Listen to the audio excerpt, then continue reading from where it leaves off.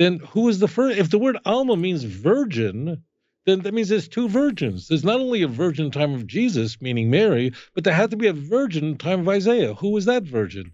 You see how the whole thing collapses? It collapses. The book of Matthew collapses, and with it, the entire church collapses. This was interesting. Thank you for listening.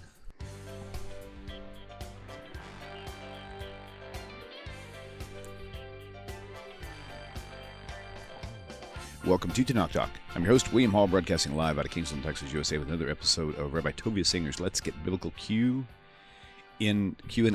Sorry, Q&A. That's weird. Okay, with Rabbi Tovia Singer. Welcome back, Rabbi. It's a pleasure. I always want to say brother. I feel like I'm supposed to be calling you Rabbi all the time. It's like dad. You don't call your dad by his name or call your dad your friend. How are you today?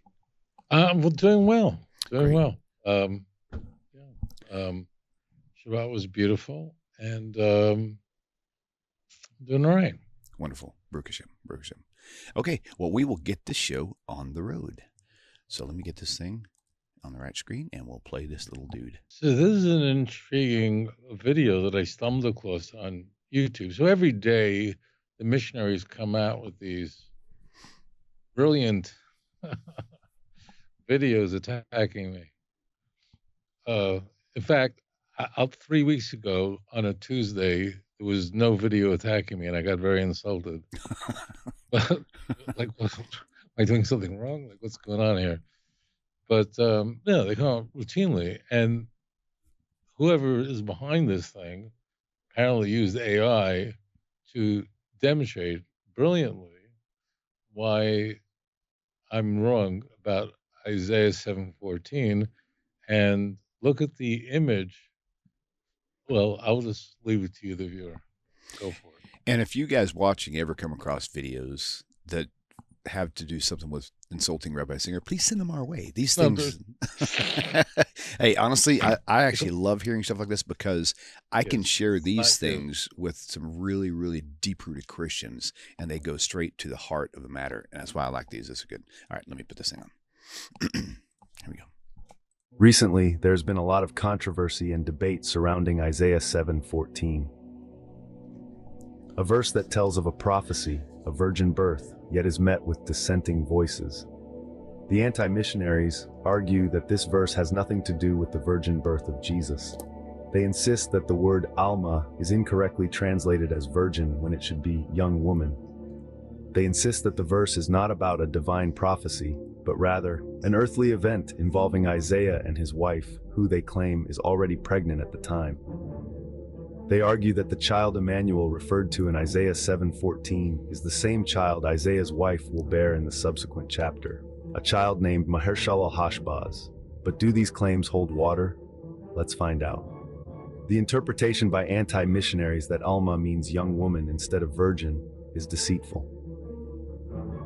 The term Alma is derived from a Hebrew root signifying a maiden who has reached puberty, typically between the ages of 14 and 16. This age is crucial as it marks the onset of potential childbearing years. With that being said, Alma always refers to an unmarried and therefore virgin girl. In light of this, to suggest that Alma in Isaiah 7:14 refers to Isaiah's wife implies an extramarital affair with a maiden, which is absurd. Okay, Rabbi, take it away. This is astounding, as though this was suddenly discovered by anti-missionaries. It wasn't suddenly discovered. The moment it was published 2,000 years ago, around the year 85, when Matthew made the claim, and he's the only author in the entire Christian Bible. Sorry, Rabbi, could you do me a favor? Back up one sentence. You froze there for a minute, and I think they missed some vital information. Oh, okay. This could test how good you are. Okay, no. Okay. So this is as though, like, some anti-missionary named me just came up, just discovered, just invented the idea that the author of the first gospel, Matthew, altered the Jewish scriptures in order to make it appear Christological. Quite specifically, out of 27 books in the New Testament, only one of its authors had the audacity to claim that Isaiah predicted that the Messiah would be conceived supernaturally. No one else makes this claim. Even Luke, who's the author of the third gospel, and insists that Jesus was miraculously conceived to a virgin, doesn't even make this outrageous claim, this fatuous claim. Now, in order for Matthew to advance this idea, he had to alter the Jewish scriptures in order to make it appear Christological. It's really that simple. There is no passage anywhere in Isaiah, anything, verse anything, the Messiah would be miraculously conceived. But in order for the author of Matthew to engineer this, he had to alter a very famous passage, Isaiah 7, verse 14. However, although Matthew claims in Matthew 1:23, the passage says, "Behold, the Lord will give you a sign. Behold, a virgin shall conceive and bear a son, and they shall name him Emmanuel." It doesn't say that. Like the key word there, virgin, doesn't exist in Isaiah chapter 7, verse 14. Rather, it says, Hine Alma hora, behold, the young woman is pregnant. Hora is in the perfect tense. She's already pregnant. Yoled is bane, and she will give birth to a child. And she's a young woman. So the word Alma does not convey virginity. Alma conveys two things: youth and gender. That's it. Nothing else. Now, it's that you might think that, well, maybe the word virgin is somehow similar to it. It isn't. The word virgin only tells us about someone's sexual history. That's all. It doesn't tell us anything else. You can have a 90-year-old woman who's a virgin. Doesn't matter. So they're not the same. Of course, a young woman might be a virgin or might not be. And I want this to be a teaching moment. When a missionary makes a claim, I want you to get used to asking the question, show me the evidence.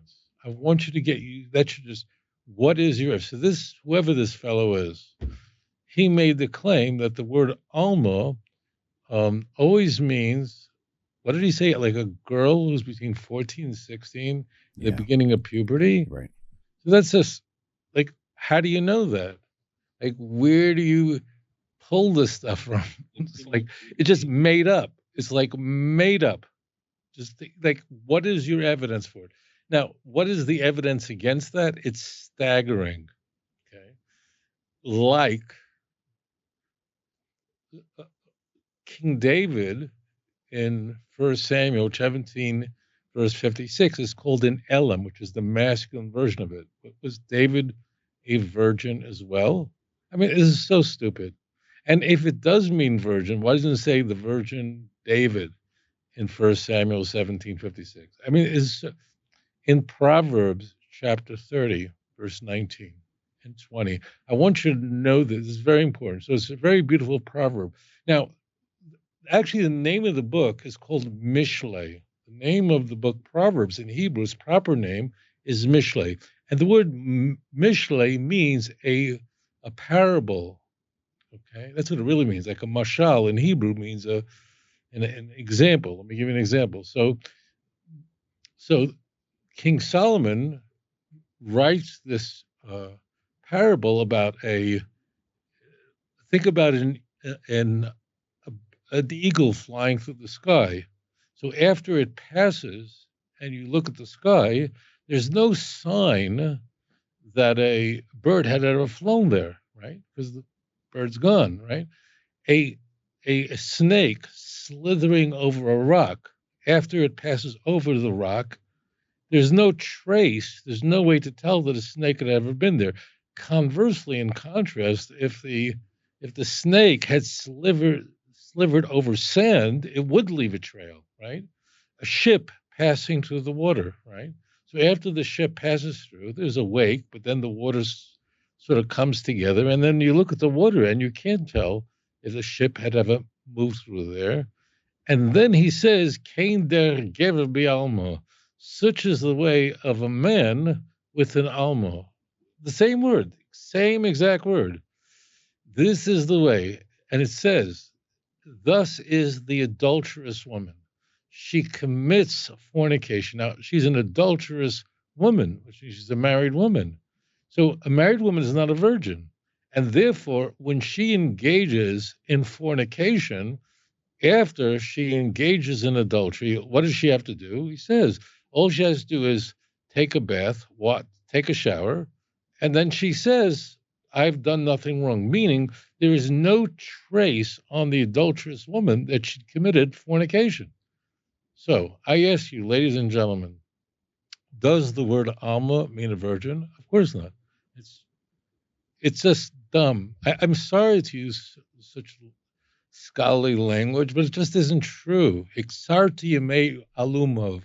You have shortened the days of my youth, King David says. He's not talking about, he doesn't say his virginity. So why play the game? And please, please, please, when the missionary brings up the Septuagint, say, please don't talk to me about Septuagint. I'm just warning you now. And you're going, what's a Septuagint? Well, 2,250 years ago, 70 or 72 Jews translated just the 5 books of Moses into the Greek language. It is now lost. It was written for the Library of Alexandria, which has been destroyed multiple times over. We don't have it. If you had one, you'd be very wealthy, okay? Later on, multiple Greek translations were created, including by the church, and they would interpolate all these Christologies into these Greek translations. So the Septuagint that you order on Amazon or get for free on Google is not what was done 2,200 years ago. That was only 5 books of Moses. That wasn't Isaiah, but that's a scam. So you need to know about it. You need to know what's, you know how you get an email from your bank or PayPal and or Amazon saying, warning, there's a scam going on. People will going to ask you for your password, so don't give it to them, okay? So I'm doing that. This is a security alert. If you hear the word Septuagint, run for your life. The word Septuagint is nowhere to be found in the Christian Bible. It doesn't exist. Now, I should say that there are Bible teachers who say this, and they say it because their Bible teacher told them this. So it's not like they invented it. It's like an old scam that just gets repeated and over again, and it's complete nonsense. Moreover, I want to just teach you how to think, if I may. Please, please, please, please. When someone says Septuagint, because this is going to come up, okay, I want you to be asking a question. Okay? The original assertion, which is fatuous, of the church is that I could prove to you from your Hebrew Bible that Jesus is the Messiah. Okay? Now, if you're a Christian, have ever been a Christian, or ever met a Christian, I'm kidding, the last one, ignore that. I was just being silly. So if you're a Christian, or have ever been a Christian, or have ever engaged with a missionary, their claim is that I could prove to you from your own Hebrew Bible that Jesus is the Messiah, and there are actually more than 300 prophecies all point to Jesus. Now, if what I said does not map onto your experience, you should shut the show off right now, because I'm the scammer. But I'm not, and you're not going to shut the show off right now. So it's a shell game. It's 3-card Monty. What happens is you're being sold on something that the Hebrew Bible all points to Jesus. There's absolute proof in the Jewish scriptures, in the Hebrew Bible, that Jesus is the Messiah. And then when you dig a little bit, you go, wait, but it's not there. And then you go, well, it may not be there, but it's in the Septuagint. Wait, that was not the deal. That's not what I signed up for, okay? So be very careful of this. The claim of the church, which is a fantastic claim, which requires at least mediocre evidence. We're not being handed mediocre evidence. We're being handed promiscuous evidence, scandalous evidence, okay? So just be very careful, because you're going to get Septuagint arguments, and if you don't know what you're doing, you're going to get yourself into a lot of trouble, Okay, now here's where I want you to be very careful. I want to explain to you that the text actually says, behold, the young woman is with a child. The context.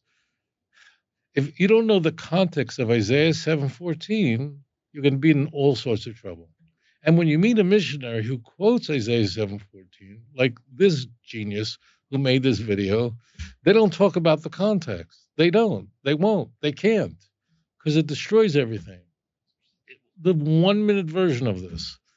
There was a civil war. The northern kingdom of Israel. Today, the state of Israel is one country, right? But for a period from after King Solomon died until Sancherib, until the Assyrian Empire, Israel was divided into two kingdoms: the northern kingdom, which means everything north of Jerusalem, and the southern kingdom, which is Judea, the south. Okay, everything south of where I am right now. Okay, now times they got along really well, and times they went to war. This is one of the latter times, where the northern kingdom of Israel, which is called Samaria, it's called Ephraim. Ephraim is the lead tribe of the northern kingdom, allies itself with Syria, like the country Bashar al-Assad just lost to some rebel guy. That's Syria, okay? That's Aram.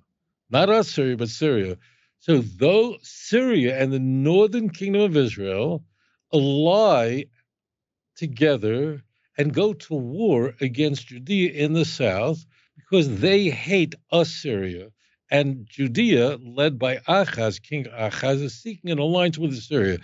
Was the motherlode of bad ideas. Achaz was a very wicked king. But the key was that here, like I'm here in Jerusalem, right? So I would be surrounded by two armies, the northern kingdom of Israel and the Syrians. Holy smokes, right? So Isaiah, who lived here in Jerusalem, would come to Achaz and say to him, I'm going to give you a sign so that you're going to know that these two kingdoms that are trying to destroy you will not succeed. Now, as it turns out, listen carefully, guys, as it turns out, the sign is not the conception or birth of the child. This is what everybody gets wrong. Why? Because Satan is amazing. I'm not kidding. Like God created Satan to cast forth blandishments, and then we need to resist him, so we have free will. But he's a really smart guy. And what does he do? He makes sure that when people feel like reading something, they pick up a Harry Potter rather than the book of Isaiah. He's a genius.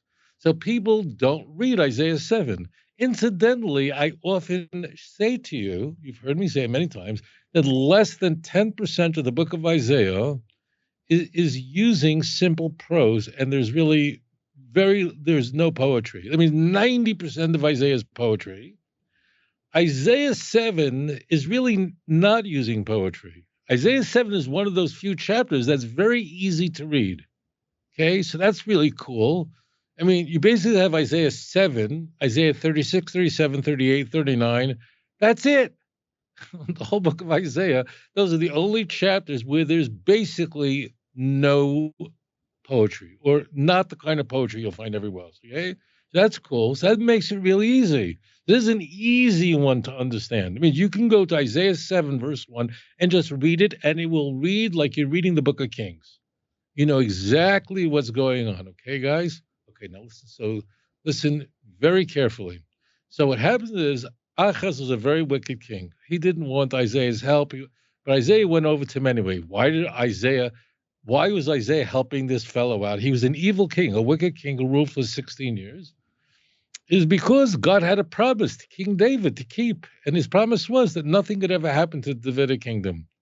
So therefore, God was stuck. He had to save Judea and the Davidic king of Judea, who was Achaz, not because he deserved it, he merited it, he was a horrible person.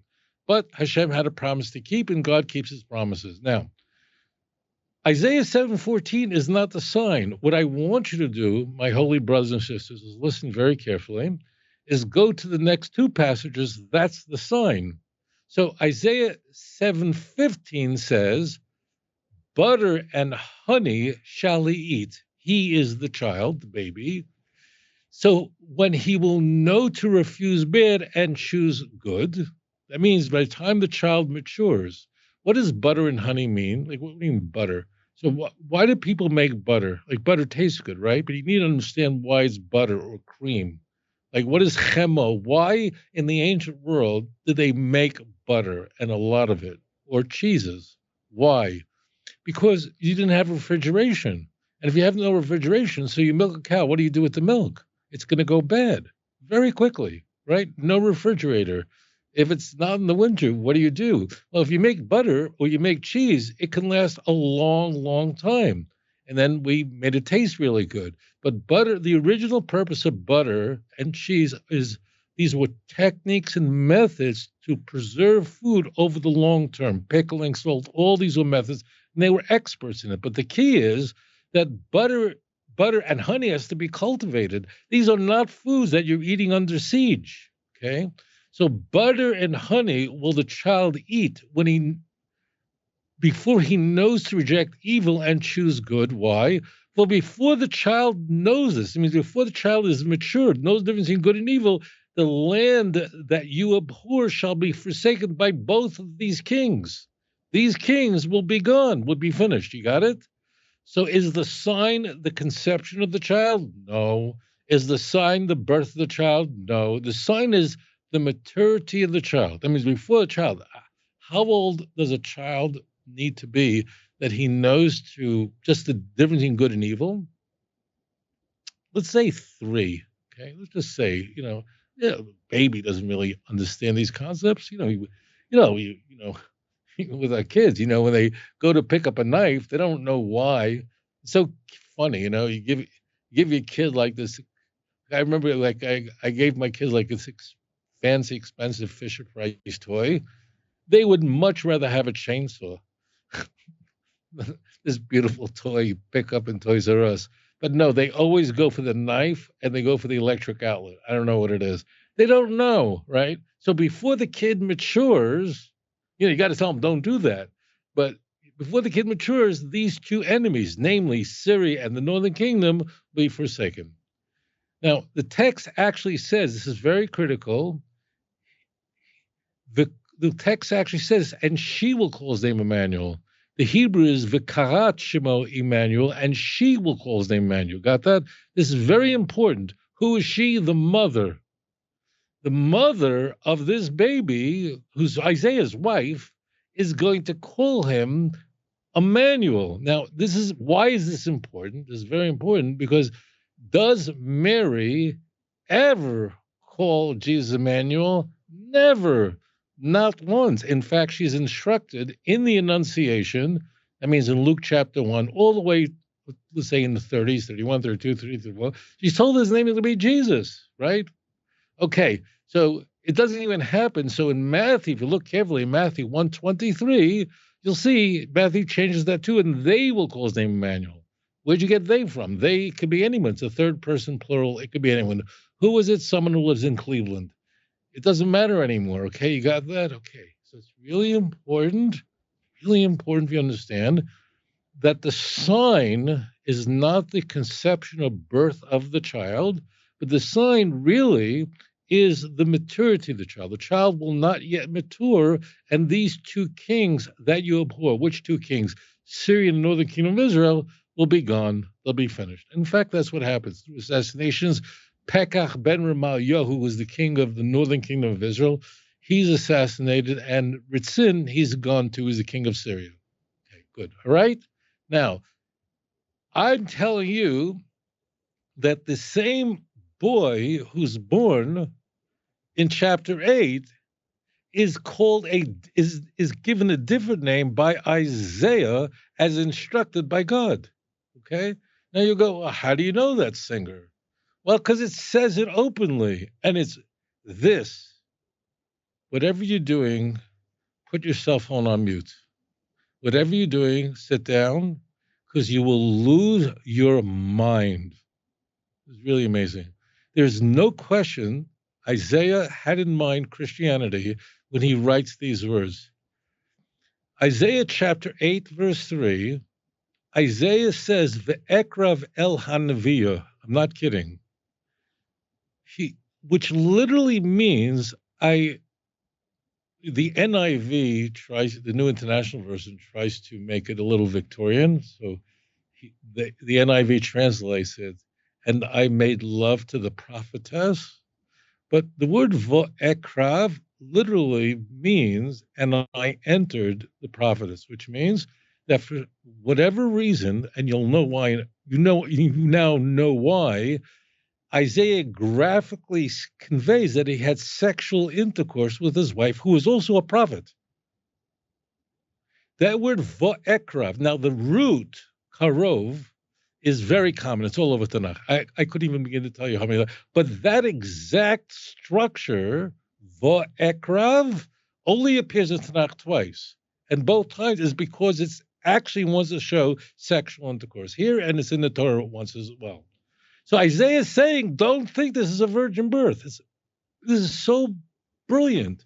Normally, the Torah, when the Torah wants to describe intimacy, sexual intimacy, the Torah says, and a man from Levi knew a girl from Levi, whatever, to know. And now you might think that's a euphemism. It really isn't, but I'm not going into that now.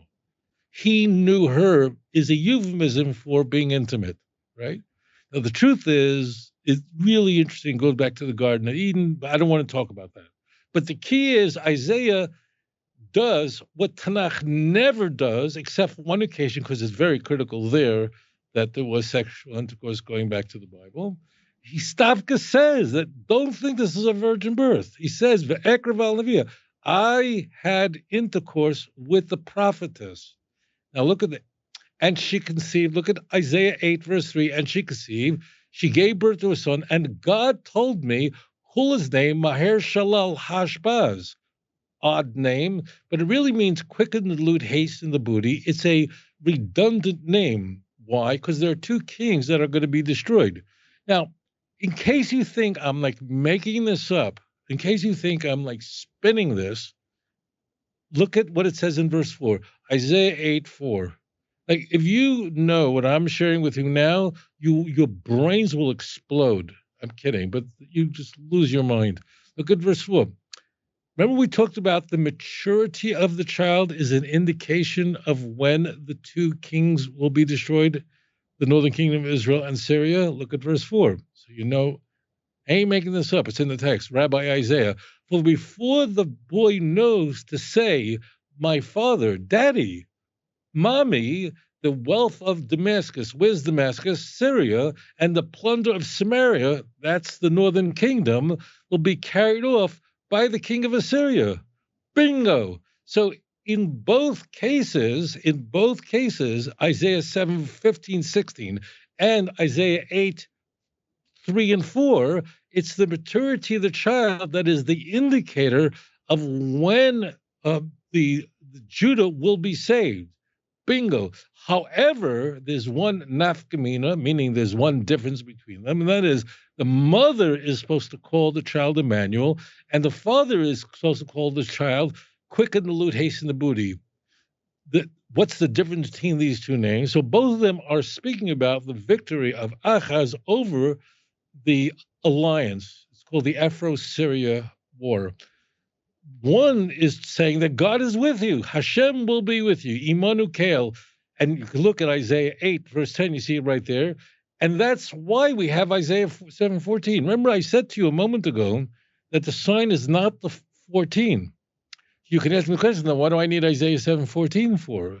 Behold, the young woman is with a child, bear a son. Why do we need that for? Look at Isaiah 8, verse 18. And he says openly, that the Lord has given me, Isaiah saying this, God has given me children for what purpose? For signs and portents for the children of Israel.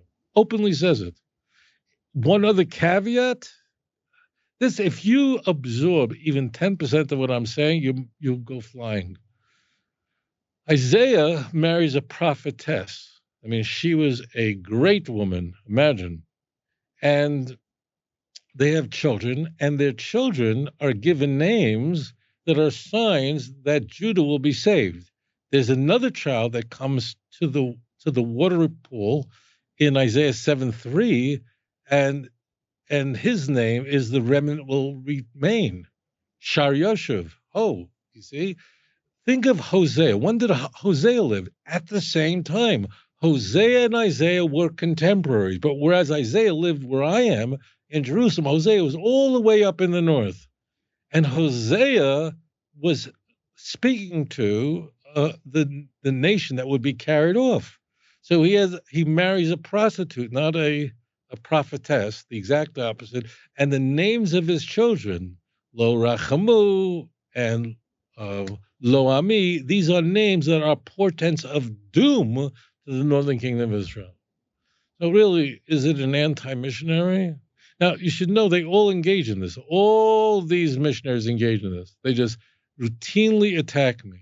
Why? Because they feel if they can attack Rabbi Tovia Singer, that means Jesus is the Messiah. It's just simple. It's an ad hominem attack. What is it? Why is an ad hominem attack the chief of all fallacies? Because they have nothing to do with the other. If I'm the worst person in the world, that doesn't mean that Christianity is true. You understand? So it's like I'm playing this shell game where I just woke up. It's all nonsense. Okay? So as it turns out, it is Matthew that misappropriated the Hebrew Bible in order to make it appear Christological. And one more thing, if this is a prophecy about Mary and Jesus, what are the two kingdoms that will be destroyed? When did Jesus mature? When did he eat butter and honey? This is all such nonsense. How does this possibly, please ask your priest or pastor, how could this possibly apply? I'll just do this because we're here, so I'll take 1 minute. Some Christians claim this is a dual prophecy. I'm not kidding. They say it was fulfilled once at the time of Isaiah. It's fulfilled the second time at the time of Jesus. You're going to get everything thrown at you. Don't buy it. It's a scam, okay? Don't click on the link. Don't give away your password. You have to ask the question, if there's a dual prophecy here, then who is the first? If the word Alma means virgin, then that means there's two virgins. There's not only a virgin in the time of Jesus, meaning Mary, but there had to be a virgin in the time of Isaiah. Who was that virgin? You see how the whole thing collapses? It collapses. The book of Matthew collapses, and with it, the entire church collapses. This was interesting. Thank you for listening. If you enjoy this channel and the content, and it has changed your life, or perhaps the life of a loved one or a close friend, would you please consider supporting this work? You can click this link and it'll take you directly to my website with the donate button. Or there's a Patreon link and a mailing address for snail mail if you would prefer. If you do donate, please do me a favor and leave me a phone number where I can contact you and thank you properly. I hope you all have a wonderful 2025. Shalom.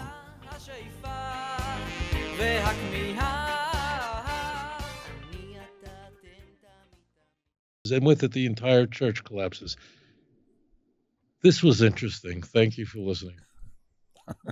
That was excellent, is what that was. Very cool. Okay, we'll move on to the next caller. Ariel, you are live on the air. Go ahead with your question, sir. Hello, good morning, good week, everyone. My question is Isaiah 4, verse 1. I have a debate with a Christian friend of mine, and for me, it's a literal prophecy, and he's saying no because it doesn't fall in line with the Christian model of the one wife model. So I just want to hear what the rabbi take on it is. Thank you. Rabbi, you clear? You want to? I know. I have no clue what you're talking about. So really need to tell me what you're talking about. Just kind of elaborate a little bit. Isaiah 4. I don't know what the question is. Oh, yes. Isaiah 4, verse 1. Now 7 women shall take hold of one man on that day, saying, our bread we will eat, and our clothing we will wear. Only let your name be called on us. Take away our reproach. All right. Yeah, so for me, I'm thinking it's a literal prophecy that's going to happen in the future. And you were saying, no, it's a metaphor because... he said his Christian friends are arguing with him about it. Why? Just ask the person why. Like, why? I mean, these are prophecies of the arrogance of the past, when in fact men were killed in battle and women were left without enough men. And then immediately Isaiah chapter 4, verse 2 launches into the future glory of the messianic redemption. Wake up, sweetheart, and we need to talk, you and me. Like, what you need to ask the missionary, please explain to me what this has to do with Jesus being the Messiah. Please. Right? Did you get that, Ariel? No, I'm not hearing. You not hear me? I've got him up. I think you're going to have to go back and probably watch the answer online. Rabbi, we'll go ahead and move on. Okay. Thank you. All right. Thank you, Ariel. Let this be an example for you. Just ask him, explain to me your compelling reason why this means that Christianity is true. So explain. Don't be afraid to ask what's the evidence. Don't. By the way, watch my series on the book of Isaiah. I have a really terrific video on this chapter on YouTube, so please do watch it. Excellent. Okay, Ariel, thank you for your call, sir. Appreciate it. Rabbi, do you have that series finished, or is it still ongoing? Yeah, we're going to Isaiah 28 and 29. Oh, nice. 30 very good. In next month, at the end of this month. Excellent. Okay, very good. We're going to move right on into Eddie in Connecticut. Eddie, you're live on the air. Go right ahead with your question. Do me a favor, turn your computer down first. Yes, sir. You hear me clear? I can hear you loud and clear. All right. Should I ask my question? Go right ahead. You're live on the air. All right, Rabbi. Great to see you guys. Listen, I was a Christian for my whole life. Last 5 years, I'm watching you guys, and I was an ex-boxer. I was a fighter. And when you guys were challenging me with all this stuff, I said, I'm going to get the answers for these guys because I couldn't answer you. I'm hearing all the stuff you're saying. Could not get the right answers. I'm asking my brothers in Bible study, this and that, not getting the right answer. So as I'm growing and learning more and more, I realize the Torah is the Word of God. And listen, this is it, guys. And I said to my friends, I said, if I had to throw one punch at you guys and knock you out with one scripture, and it would be Hosea 13:4. God's telling you right there, besides me, there's no other Savior. I said, how do we deal with that? What do you do with that, guys? Well, and then you get all crazy answers. I said, but you're not giving scriptural answers. You're giving answers that are not making sense.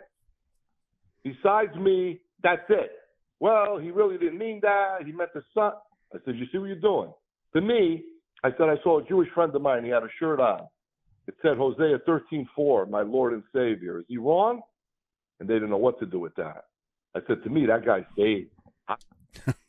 So, Rabbi, is there a list of just another short list of verses you could add to that? I don't like hawking my books. I really don't. I never do. Because I feel it takes away the message. But in volume 1 of Let's Get Biblical, it's not an exhaustive list because Tanakh doesn't stop talking about it. Nehemiah 9, verse 6. Atahu Hashem levadecha. You alone are Lord. But if you do go to volume 1 of Let's Get Biblical, I have pages and pages of passages which explicitly convey monotheism. Okay, monotheism is what Christianity is not. I mean, there's one God only and nothing else. Atahu Hashem levadecha, you alone are Lord. Period. End. Okay, but the only thing is, I say to everyone, be careful, because Tanakh uses certain conventions and language that we don't. Angels sometimes are called God. Be very careful. That's where Christians will exploit that. It's not a loophole. It's just we don't talk that way, and Tanakh does. So be very careful. But there you go. Just that simple. All right, very good. Right, yeah, check out his books. I'll put those on screen now so everybody can see them. Yeah, I don't. I just want to say this. I don't push my books. I don't because I know how it looks when other people are on air or doing a show and they talk for money or buy my books, and it weakens the message. That's why I don't do that. But if you're asking me, is there a list? Yes, volume 1 of Let's Get Biblical. Very good, very good. Okay, all right, Robert. We'll go ahead and move right on into our next colleague. Give me 1 second. Very good. I lost my little lower third to have your outreachjudaism.org on there. So, guys, look at that website for his books, outreachjudaism.org. If you click the free audio tab at the top, you'll find the actual audio files that used to be in CD form. There's no more CDs. They're out of print. But the audio files are still available. The chapters in the books match the titles of each, song placement or MP3 or MP4, whatever that works, on the CDs. So study them both because they're both really fascinating together. Better together than just by itself. So, all right, let's see. Here we go. Next one up is going to be Jeffrey in Ohio. Okay, Jeffrey, you're live on the air. Go right ahead with your question. Yeah, Rabbi. My question is, I don't know, in Romans 10, Paul is quoting Deuteronomy 30, and Deuteronomy 30 is literally saying that the commandments, that you can do them and keep them, and Paul's saying that it's about the law of faith or something. I was hoping if you could explain where the heck he's getting at. I don't understand. I'll tell you what. Thank you for your question. Go ahead and hang him down to your answer. Thank you. Paul deserves to be resurrected, so I can put him on trial and throw him in prison for this. Really, that may seem extreme, and to some people that may offend you. And if it does, I'm sorry. I don't want to offend people. But it's really what Paul did. And there's so many victims. You know, when I was a kid, I didn't like non-Jews. And as a youngster, I didn't like non-Jews because they didn't like me for some reason. So I couldn't stand them either. I've changed my view 180 degrees. So as a youngster, I would have been so happy. Thank goodness those low life. The reason I didn't like Gentiles, they just wanted to kill me. They just wanted to beat me up. And I was born 15 years after the Holocaust. I knew what they did to us. And I didn't meet any nice Gentiles as a kid, except for Sally. I don't know if she's alive anymore. Sally was the cleaning lady. She was a black woman, and she had a smile that can light up the room. The sweetest, sweetest, sweetest person. I don't know how old she would be today. Maybe she's alive. If you're watching, Sally, you were the one very, very sweet non-Jew that I met in my childhood. Maybe that gave me hope, but that was it. Nobody else. So in Borough Park, I don't think there were any black. There were no black people in that area. It was all Hispanic, Irish, Puerto Rican, Catholic. That was it. So, but Sally was a sweetheart. I was thinking about her this Shabbos. She was a very sweet woman. Had a smile on her face that can radiate. Let's get ourselves back to Paul, because now I really do care about non-Jews. So Paul completely misquotes a passage that should be a very big problem for him. The book of Romans, the epistle to Romans, is the most influential of Paul's 13 letters. And in it, he wants to lay out the case that no one can keep the Torah. You don't have to keep the Torah. We're all sinful. That's where you find original sin in Romans 5. That's where you find that man's sinful condition in Romans 3.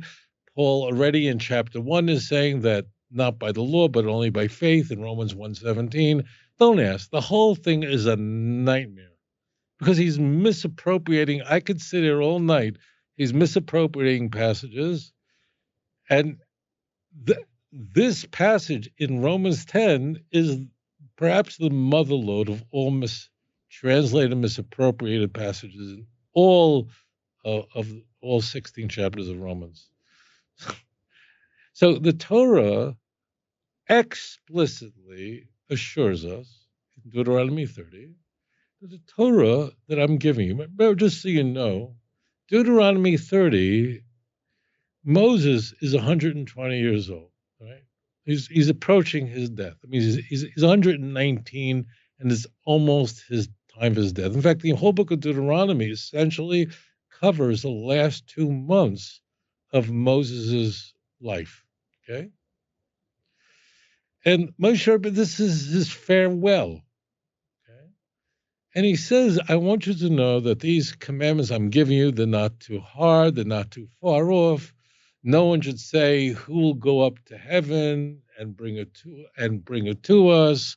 You shouldn't say the Torah is too difficult. Who will go over the sea to bring it to us so we keep it? In verse 14, he says, the law is clear, is close to you, it's in your heart that you may keep it. And I really wish you would look this up. I really, really wish. I really wish you would not take my word for it. Whether you like me or don't like me, I want you to look it up, please. It really would mean a lot to you if you would look it up. Really. I can't force you. I don't know why people don't look things up, but just look it up. Make sure I'm quoting in context. Read it. It'll make you a better person. Read the Torah. It's so delicious. So the Torah's message in these epic passages is that it's not hard to keep the Torah. It's not too far away. It's near to you in your heart that you may do it. Please look it up. Okay? So it says that you can do it, which is a nightmare for Christianity, a nightmare for Christian theology. And Christian theology basically is all contained, not almost all contained in Paul's letters. Okay? Paul's letters is theology, very little history, the Gospels is storytelling and not much theology. Basically, it's all Paul. Paul is the author of Christian theology. Okay? What is Paul going to do with this? Don't ask. So Paul quotes this. You wonder, why would Paul quote this? This is a nightmare for Paul. Paul is saying you don't have to keep the Torah. By faith alone, you're saved, misquoting Habakkuk 2:4. It's such a nightmare. He misquotes it in Romans 1:17. He misquotes it in Galatians 3:11. Don't ask.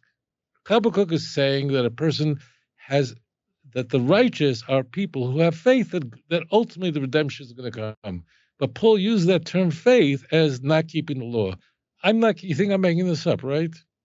Look it up for yourself. All right, let's stay close here. That phrase, that last modifier at the very end look at Deuteronomy 30, verse 14, is a problem. It's a nightmare. It completely demonstrates without question that Paul was a liar.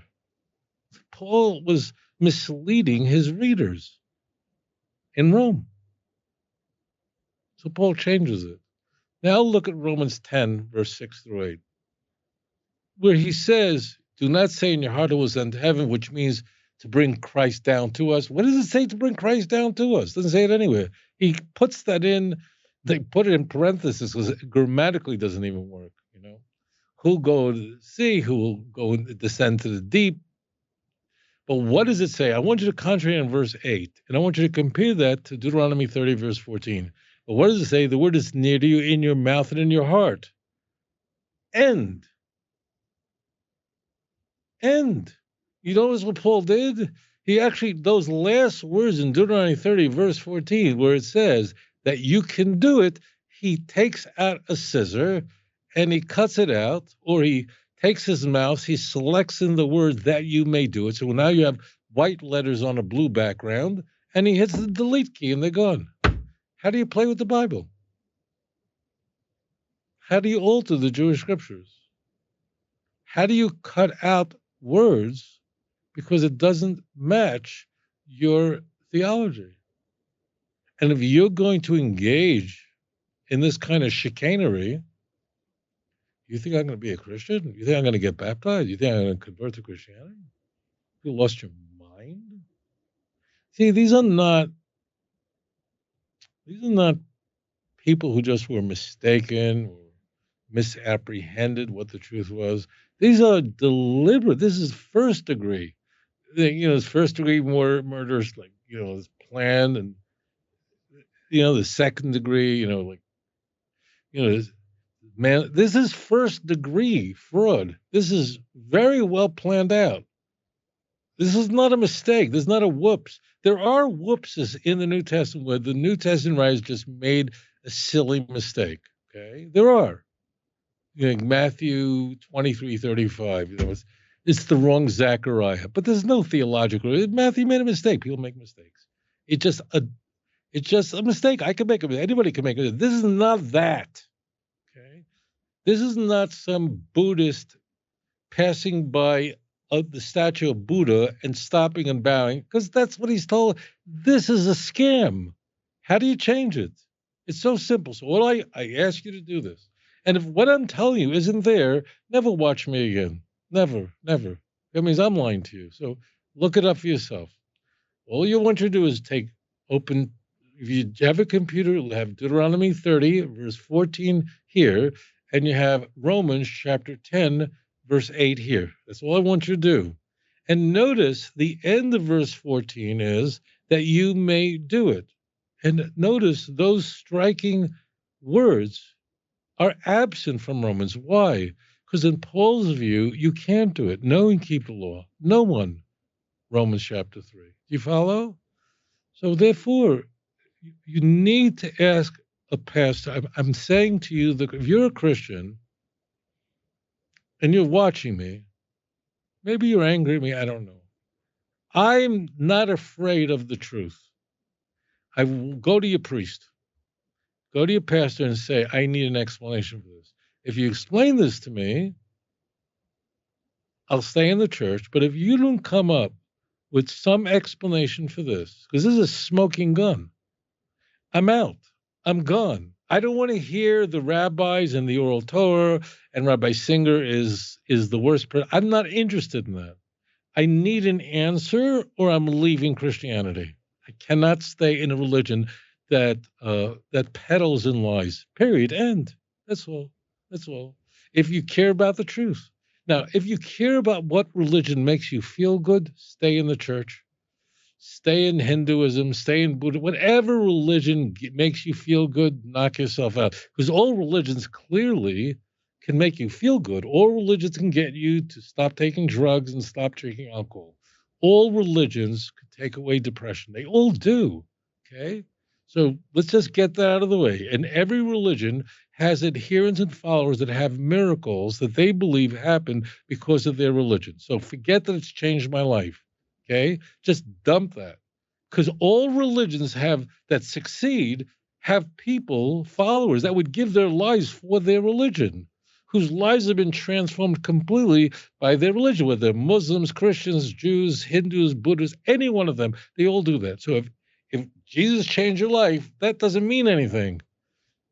What only that matters is Scripture. Okay, compare those two passages, and if you can get a good answer. Run, not walk. Life. Get out of there. Thank you for your question. I think you're having too much fun with this. Gosh, yes. That's great. Okay, so we have Joseph from Fort Worth. You are live on the air. Go ahead with your question, sir. Good morning, Rabbi Tovia. So that Rabbi, for everything that you do for the community. I'm actually going through a conversion program right now because a lot of the teachings that you've put together and also a lot of my individual readings. But the question that I have today is really regarding, I've been reading your books and it's come to my awareness that really the Christian religion has been invented from the beginning for one sole purpose, and that was to make it more palatable for the people that were in Jerusalem to be more willing to accept the Roman Empire for their actions, so that they will stop rebelling. And it really came down to a couple of verses that I saw. Vertically, Matthew 10:5, where it says, JC here says that go only out to the sheep of Israel, with this message of more of a kind, gentler type people to be more obedient. And then it repeats itself in Romans 1:16, according to the readings. And also I found the same sentiment in your book. And when I did this, I went back and looked at Caesar's Messiah, and it correlates right on time with the timing, the when it was put together, when the message was entered into what we can now call the Bible, the timing, the years, the 40-year span. It's amazing to me how this all comes together. But it's amazing also how people miss it. I don't understand how that is, but I'm sure you have an idea, and that was my question. Is why do you think that so many people fail to see the truth when it's right in front of them? Excellent. Thank you so much for your question. Joseph, you can go ahead and hang up now and tune in for your answer. Thank you for your call. Yeah, I've done quite a few shows with the people who have written the books you're referring to, and others who actually believe on a whole different level that the Flavian dynasty was actually invented Christianity. There's a lot of truth in that, meaning that 26 out of the 27 books of the Christian Bible are extremely pro-Roman and exonerate the empire for Jesus' crucifixion. And the Jews are held uniquely culpable. And essentially, Pontius Pilate is portrayed as a lackey, which we know from historians is the exact opposite of what he was. He was a utter bloodthirsty tyrant. He was a Kim Jong Un, but he wasn't Asian. He was a nightmare. So Jews would not be dictating to Pontius Pilate, to free Barabbas. All that stuff is nonsensical. But and therefore the Christian Bible portrays the Jews as the villains and exonerates Pontius Pilate completely. And as it turns out, many will find it hard to believe, but in some Christian denominations, Pontius Pilate is considered a saint. In the Ethiopian church, they have a legend that Pontius Pilate repented, committed suicide, and they consider him a saint. And they actually would have very good sources, solid ground to stand on, that Pontius Pilate was constantly defending Jesus at his trial, saying explicitly that this man is completely innocent. The Jews are saying we take his blood upon ourselves and our children. We have gospels that did not make it into canon that convey the similar message that the Jews alone are culpable, not only the Jews of that time, but in Matthew 27:25, the crazy Jews scream, we take his blood upon ourselves and our children. I mean, they're accepting Jesus' death for all Jews forever. Remember when Mel Gibson, the great luminary of the Catholic Church, did the film The Passion of the Christ? And he said he'd take that out, but he left it in.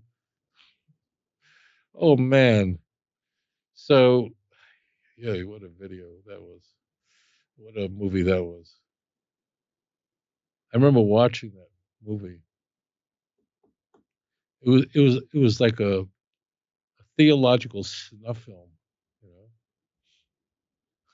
I was at the theater watching it, and I was just astonished. And behind me, there were two Korean ladies who were crying their brains out, like crying, like. And I'm going, this is a nightmare. This is like Mein Kampf in film, because the Jews are portrayed. I mean, his father must have been so proud of him to have produced such a film. But in truth, he did add some stuff. He added some stuff to it, but in truth, he was loyal to the text.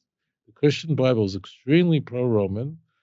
I thought that you would go to Romans chapter 13, where Paul openly says that the Roman Empire was set up by God, and it's a godly institution.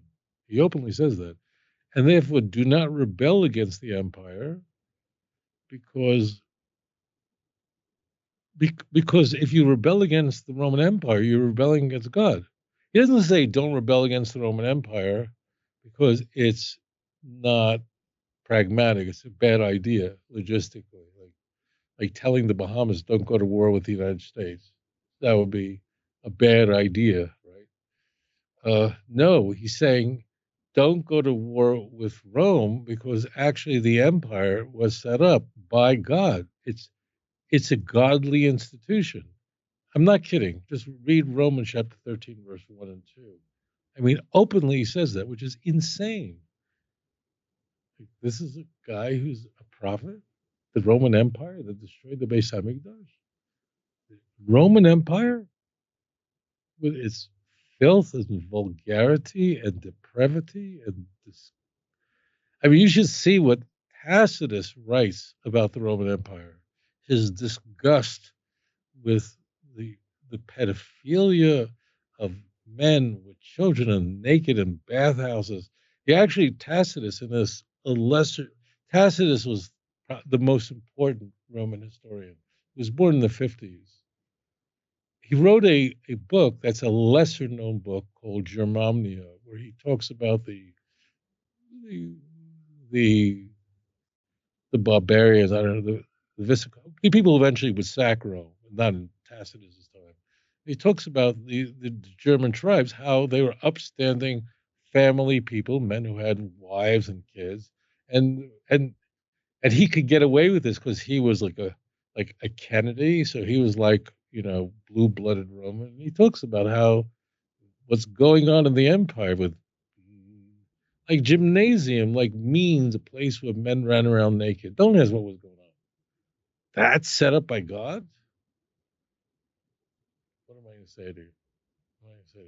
Yes, so in the Passion narratives, the empire, they are designed to exonerate Pontius Pilate and to hold the Jews uniquely responsible for killing Jesus. And all the anti-Semites, everything the Westboro Baptist Church is saying, even though they say it in a rather unpleasant way, they're really getting their stuff from what it says in the Christian Bible.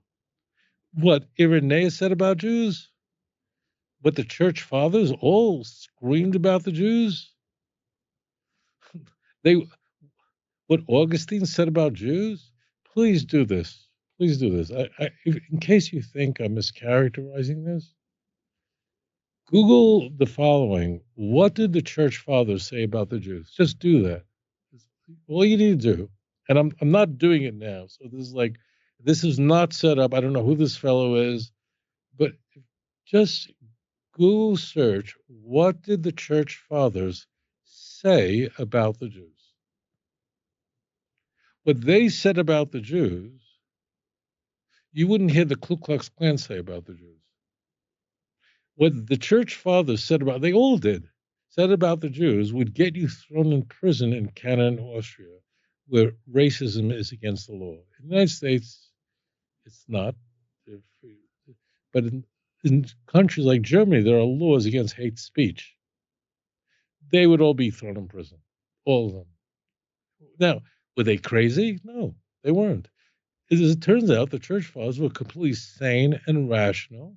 They simply read the literature, namely the Gospels. They, in particular, read the Passion narratives and concluded what any logical person concluded: the Jews are absolutely insane. And I'm happy Christians don't read their Bible very well, because they'd all hate us. That's where it all comes from. The Jews control the world, they control the government, they control everything. The Jews are behind everything. The stuff that Candace Owens talks about. All this conspiracy where the Jews control, we control everybody, is our puppets. That's where it comes from. It's all, made by the church. It's all Christian anti-Semitism. And there were anti-Semites prior to Christianity, but you could find one person here, but it basically was all invented by the church in order to exonerate Rome. I mean, in the book of John, which is the most anti-Semitic of all the four Gospels, then there's good competition there. Jesus literally says in John chapter 19 to Pontius Pilate that actually you didn't do anything wrong, and it's the Jews, they're the ones who are completely culpable for what's happening to me. He openly says it. And now there are very nice Christians out there, very, very sweet, who don't know what to do with this. I just want to put this caveat there. They're really, really, really nice Christians who will say, we all kill Jesus.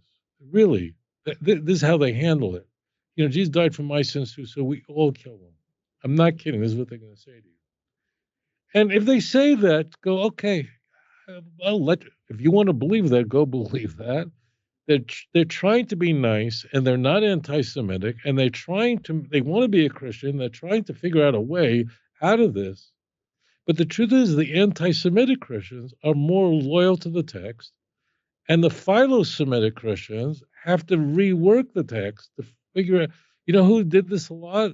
Dr. King, of blessed memory. So Martin Luther King loved Jews, loved Israel. He loved Jews. He just loved Jewish people. And he actually, in his speeches, frequently pointed to stories that would ordinarily be anti-Semitic, but he reworked the stories in a way that made the Jews look good. He was brilliant. He was a very deeply religious man. He was in my view, the greatest orator of the 20th century. His speeches, until his last speech on April 3rd, 1968, only 2 days before he was murdered, from the mountaintops. Beautiful. In any case, he did this a lot because he just loved Jews. The civil rights movement, unfortunately, took a different turn after his death, unfortunately. But so there are Christians who are very, very, very good people who have to rework the text. But a plain natural reading of the text is one that exonerates Rome, exonerates Pontius Pilate, and it increasingly becomes so as you move from Mark, the earliest gospel chronologically, to John, the last gospel. So Mark is a nightmare. Mark's passion narrative is a nightmare, but it's nowhere near as bad as Matthew. Nowhere near. You cannot compare Mark 14:15 to Matthew 27. Matthew 27 is a wipeout. John 19, get out of here. Get out of town. All right, that's the end of this, and I rest my case. Anyways, it's very intriguing. I just want you to know that the idea, Atwell's ideas, I understand where it's coming from. It's a fantastic claim. I don't agree with everything, but I'm still out on many of these ideas. I think about them a lot, but this is not nonsense. There's a lot to what they're saying. Anyways, thank you for your point. All right, very good. We'll move into our next caller is going to be David. David, you are live on the air. Go ahead with your question, sir. Okay, thank you. How you doing, Rabbi? So my question is, I'm not sure if I'm mixing up the prophets. I think it's either Zechariah or Isaiah, maybe, where it talks about maybe it's Ezekiel. It talks about the third temple and the prince is giving a bull sin offering. And I'm just wondering, there's like 3 different interpretations. There's many different interpretations. Some Christians say it's our symbolic of our body, is our temple, and then I heard some rabbis don't know if it's the Messiah or not. Some just say it's like maybe the Cohen. I just was wondering if you could elaborate on that. Very good. Yes, I thank you for your question. Go ahead and hang up now and tune in for your answer. Thank you. There are parts of Ezekiel that are a little hard to understand, like the first chapter, which is the most difficult chapter in Tanakh to understand. These are very easy chapters to understand, and I always encourage you just to read it for yourself. I like that some of you like me and say nice things about me, and who wants to be hated? But in truth, just read it. It's right there. And it's Ezekiel 45, verse 20 through 22, with the Mashiach. He's not called the Mashiach here, but rather in 21 places at the end of Ezekiel is all messianic. From really 34 all the way through 48, it's all Mashiach. Okay, that's a massive segment that's messianic. Okay, but really it's 41 through 47 is the third temple. Okay, and there it tells us he's called the Nasi, the prince. Okay? Like in Ezekiel 37, also 34, verse 24 and 25, 37, verse 24 and 25. Servant David will be prince. It's the Nasi, okay? And it says openly that the prince will bring, on that day the prince will provide a bull offering, or sin offering, for his own sins, for himself, and for the sins of the people. Okay? And if you go to verse 20, it tells you why the sin offering is being brought. It literally says openly it's because of unintentional sins. Shaygeg means unintentional, umipesi, which means from foolishness. So just so you understand what an unintentional sin is, an unintentional sin means that you are being careless. So if, for example, let's say you don't turn the lights on Shabbos, on the Sabbath. We don't turn a light on, right? let's say you're walking past an electric switch and it just an accident hit it and it goes off. That is not violating the Sabbath because there's no mens rea, there's no guilty mind. Okay, there has to be intent. You have to be clumsy. Or let's say you just walk, you're just not thinking, you just shut the lights off out of habit. That's not unintentional. You have to really be a dummy. And I'll one day maybe come up with a better example. I think a really great example is the one I always come up with, and that is in the kitchen, right? I like to cook. I enjoy it. And but if you cook, and you have to cook, even if you're not into it, eventually you have to like, I don't know, you have to prepare food for yourself, right? So all of us at some time have cut ourselves, right, when preparing food. And what's the second thing we always say when we cut ourselves? I'm such a dummy. Why? Why do we cut ourselves in the kitchen when chopping onions or vegetables, whatever? Why? Because we're not paying attention. We're being dummies. We're just not focused. You're thinking about your sister-in-law instead of what you're doing, right? Well, why do you put your hand on a hot pot? You've done it. Why? Because you want to burn yourself? No. But you were really being reckless and careless and not paying attention to what you're doing. Okay, that's what an unintentional sin is. So therefore, you didn't intend to cut yourself, you didn't intend to burn yourself, but you were being careless. If you were a little bit more careful on how you handle the knife, how to put the vegetable down properly so the fingers are not in the way, you keep track of what pots are hot, and you make sure not to scold yourself because you forget. So it's just that's all it is. So this you have to have intent. You have to be reckless. Okay, so it's a sin that's committed not out of rebellion, because in the Messianic age there's no rebellion. So that's why there's no mention of rebellion once the Mashiach comes. There will be no rebellion. Rather, the knowledge of God will cover the world as water covers the sea. But we're not going to become robots. We're just not going to rebel for the same reason we don't deliberately take boiling water and pour it on ourselves. Why? Why don't you just take a pot of boiling water and just pour it on yourself? Because you know that would be horrible. Okay, we in the kitchen we understand the consequences, so we would never do that. I mean, there are crazy people. There are people, I shouldn't say crazy because there's probably some people in the audience that struggle with mental health issues that do intentionally harm themselves. There are people, I'm sure actually, who are watching this show who have that engage in some form of self-mutilation, and that's something that a person needs help for. But that's, I'm going to say, it's a mental illness, and the person needs help for that. But normally, a person would never do that. So Christians have to come with such cockamamie. There's problems with this. There's so many problems. First of all, the Christian Bible says there'll never be a sacrifice for sin again. Animal sacrifice, openly. Hebrews 10:18, Romans 6 is done. Two is that the Messiah is supposed to be sinless. What is he doing bringing a sin sacrifice for? So this is what they do. The typical answer is this is a retrojective memorial. I know where you go. You go, well, what's that?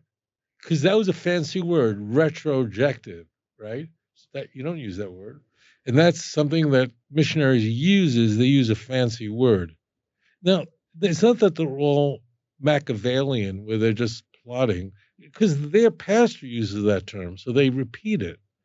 But when you hear unconventional words from missionaries, it's a scam. Because why can't we use conventional language? Because it's the cover.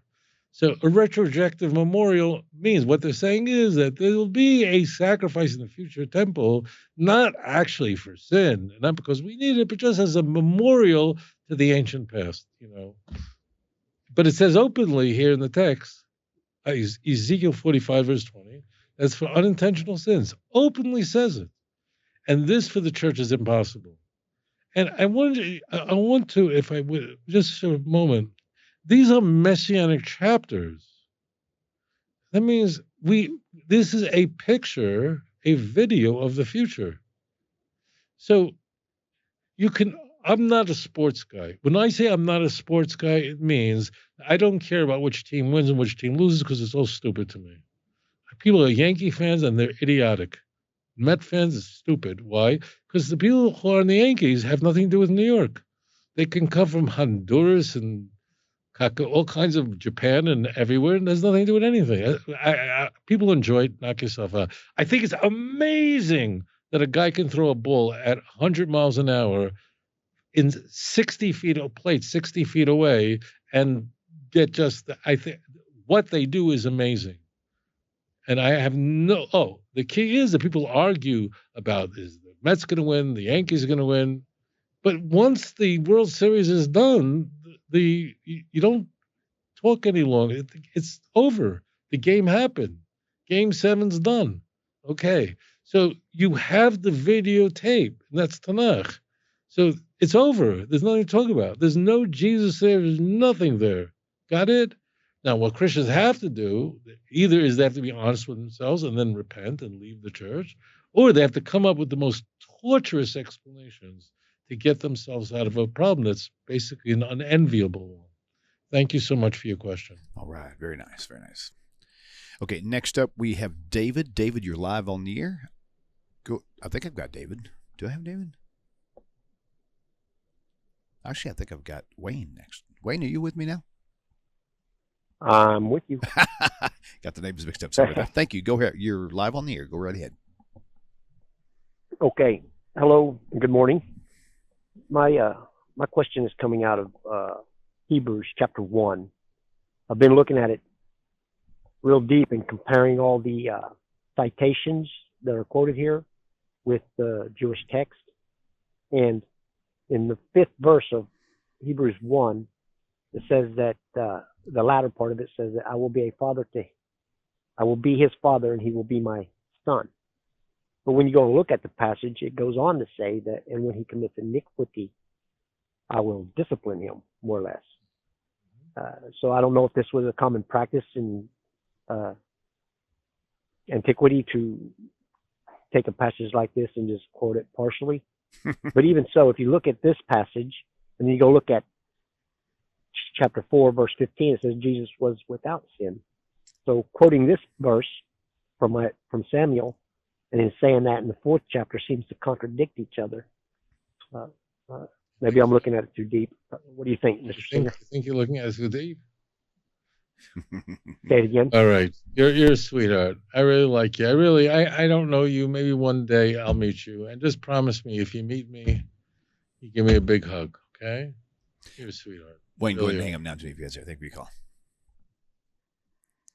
I'm really a very lucky man that I have such viewers and callers and such sweet people out there. Really sweet. Hebrews chapter 1 is here to tell us why it's a whole new set of rules. That's how Hebrews 1 begins. Hebrews chapter 1, verse 1 and 2 says that in the old days it went this way. You went to the prophets, but now we have Jesus, so it's a whole new game. And setting it up all. The passage you're quoting from is Hebrews 1, verse 5, which does something very interesting. And that is that we're going to find out that the author of the book of Hebrews did not thought that Jesus is not an angel and he's superior to the angels. Okay, this is really important because you just lock that away, because Christians frequently are going to say that an angel of the Lord in the Hebrew Bible is Jesus. But Hebrews argues against that. And this is the passage where Hebrews is making that argument. The book of Hebrews, and I'm calling it the book of Hebrews and not the epistle to the Hebrews. Why? Because it's not an epistle, and I don't know how that got in there. So it's not a letter, it's a screed. It's a insane sermon. That's all it is. So they call the epistle to the Hebrews, but it is not a letter. Okay? It is not a letter. I actually had a Christian once correct me and said, it's not the book of Hebrews, the epistle of Hebrews. I said, why is it an epistle? He couldn't answer me. It isn't an epistle. They call it that, and I don't know how that got in there.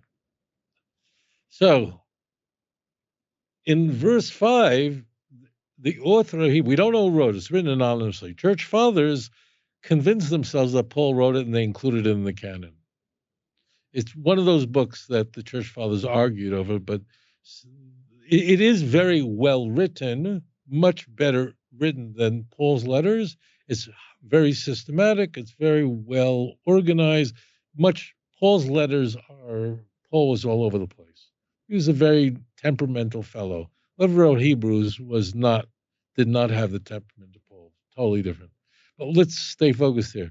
So in verse 5, the author is saying that that the angels that are inferior to Jesus. That's what it says in verse 4. So you want to make sure in context. In verse 5, it says, to prove what he just said in verse 4, that Jesus is superior to angels, says, to which angels did God ever say, you are my son, today I have begotten you? Or, I'll be to you a father, and you'll be to me a son. So there's really two verses being quoted here. One of them is Psalm chapter 2, verse 7, where it's King David. So it's not Toya the Mashiach at all. Now, King David was anointed, so be careful. So, it's such a game. So King David does say, it's actually Psalm 2 is called the enthronement psalm, because King David says that HaKadosh Baruch Hu anointed me. God anointed King David while Saul was still alive.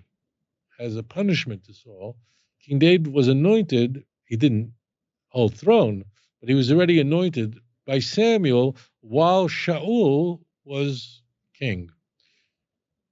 Today I have begotten you. So if it's today, that means I thought Jesus was forever, eternity. Doesn't make any sense.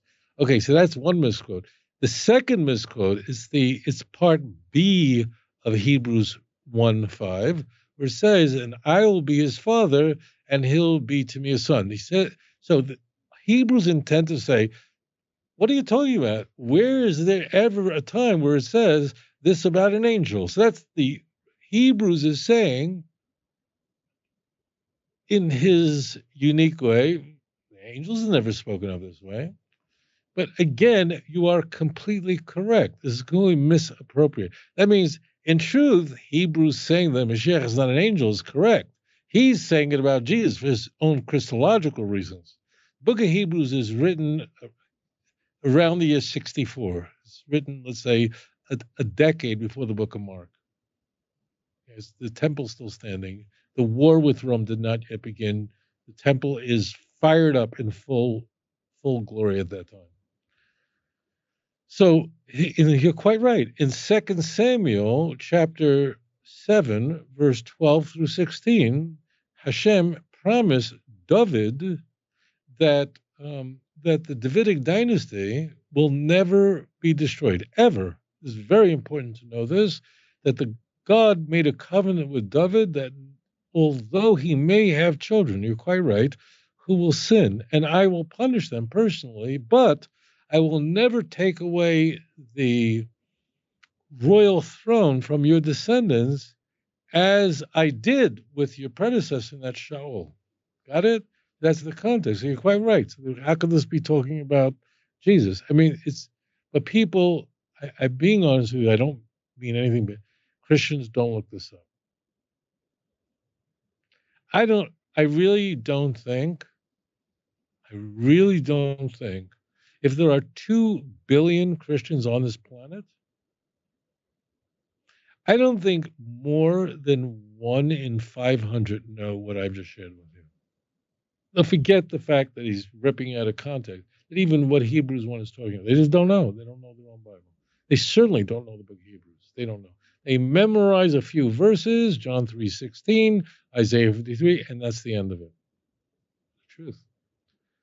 Christians do not know. They just know Jesus loves you and you can go to heaven if you believe in this religion. So you're right. So Hebrews rips out of the context, because what Hebrews is saying is, you'll be to me son. And he's referring to the context, by the way, of 2 Samuel chapter 7. It's good to know, is that David asked to build a temple. Nathan, the prophet, made a mistake and actually said, David, go ahead, build it. God told him, wait, go back and let me build it, for whatever reason. But he makes a Davidic covenant. This is not the only place in Tanakh where this. He says, I promise you that the throne will always remain in your family. And you'll have a son who'll build a house in my name. And if he sins, I'll punish him personally, but I won't take it away. how could this be Jesus?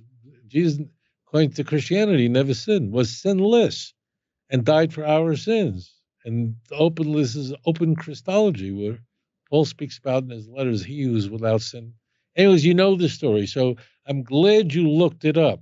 But you looking it up, like actually doing the forensics on this, is not something that Christians do. And it's really a good idea to look it up. Anyways, thank you so much for your question. Rabbi, we got about 6 or 7 minutes left. You got time? Oh, do we? Yeah. You go. I'm going to squeeze you for every ounce I can Just get out of you. squeeze it out. All right. Thank you. Okay, you're good. Now, you're live on the air. Go ahead with your question. Hi, Tovia. My wife's family are actually Orthodox Jews from Brooklyn. And they're always asking the question if they're to blame for the crucifixion. Now, if you look at Zechariah 11, which I don't believe you have a single video refuting Christianity claim on the rejection of the true shepherd, it says that only some, especially in verse 11, are going to follow the shepherd. And as a result, destruction will come. And the Talmud confirms that Zechariah 11 was about destruction of the temple. Do you have a video in that regard? We're fixing to make one. This is the first one. If I were you, I would look at Ezekiel 34. Just because Ezekiel 34 opens up the false shepherd and the true shepherd, which means, and Mashiach is mentioned explicitly. The word Mashiach is never used, but is used explicitly in verses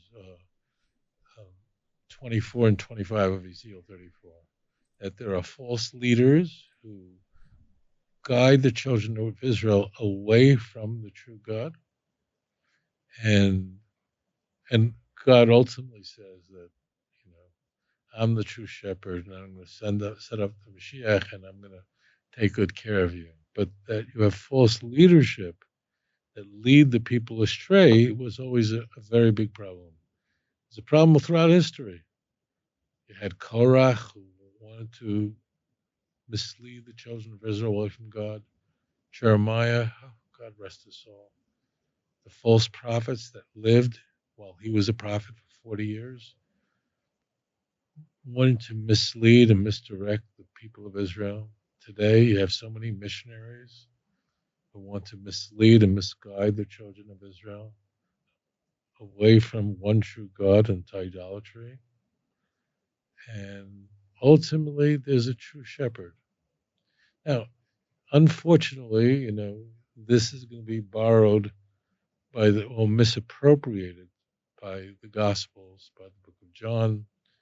Jesus is the true shepherd, but of course that didn't happen. But please God, we should see the coming of the true Mashiach. We have a true shepherd who, as the prophet says, that my servant David will be a nasi, a prince over them, among them. I, the Lord, have spoken. I make a covenant of peace with them. And all the enemies and all your enemies will be set aside. You'll have nothing to worry about. You'll be protected, as we find in the book of Zephaniah, chapter 3, verse 12, 13, 14, 15. And no one will make you afraid. So, yeah, very, very good. That's a awesome. Very sweet point. These are messianic prophecies. So just look at it and ask yourself, if these things happened 2,000 years ago? No. The temple was destroyed. And as it turns out, that same chapter, Ezekiel 37, where we have the parallel of 34, the last three passages, that means 26, 27, 28, tell us about the building of the Beis HaMikdash, the building of the temple in the Messianic age. In the first century, there was no temple built. There was one destroyed. It's all so transparent. Just start with Tanakh, indulge in Tanakh, drink Tanakh, eat Tanakh, and no one will be able to make you afraid.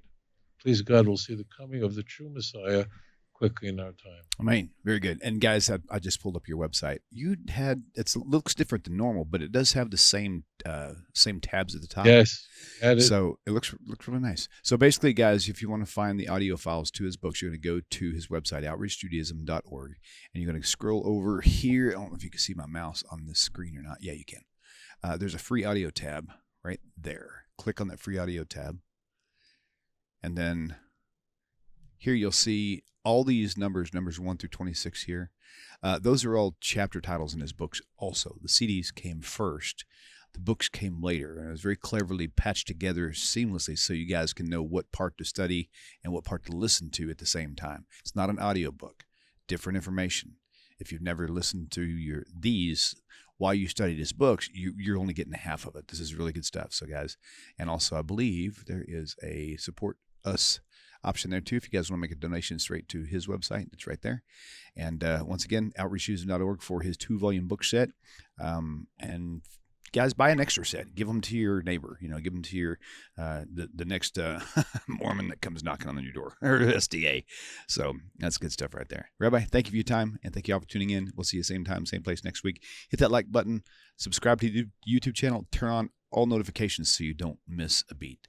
We'll catch you guys on the flip side. Thank you. If you enjoy this channel and the content, and it has changed your life, or perhaps the life of a loved one or a close friend, would you please consider supporting this work? You can click this link and it'll take you directly to my website with the donate button. Or there's a Patreon link and a mailing address for snail mail if you would prefer. If you do donate, please do me a favor and leave me a phone number where I can contact you and thank you properly. I hope you all have a wonderful 2025. Shalom.